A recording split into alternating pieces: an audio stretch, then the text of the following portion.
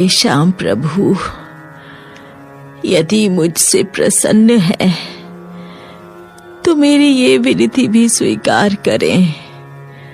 हे नाथ, मैं आपसे कभी बिछड़ना नहीं चाहती, इसलिए मुझे हमेशा हमेशा के लिए अपने चरणों में ही स्थान दे दीजिए, ताकि सदा सदा आपके चरणों में ही वास करूं, मैं आपकी सेवा करूं, आपकी सेवा से कभी दूर ना रहूं। हे नाथ, मेरी दूसरी इच्छा है कि मेरा बेटा मेरे बाद अनाथ ना हो जाए, उसे सदा अपनी सेवा में ही रखना है प्रभु, सदा उसे अपनी सेवा में ही रखना।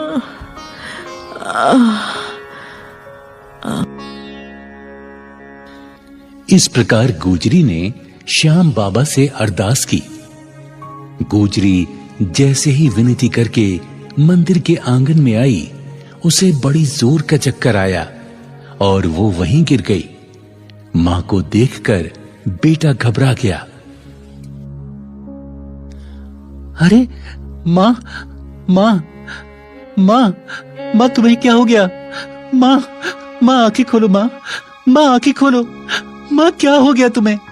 मां आंखें खोलो ना, मां आंखें खोलो, मां आंखें खोलो, मां क्या हो गया तुम्हें? मां। बेटे का विलाप सुनकर वहां कई लोग इकट्ठे हो गए। पुजारी ने हाथ पकड़कर नब्ज देखी तो वो सन्न रह गया। बोला, बेटा, अब तुम्हारी मां इस दुनिया में नहीं।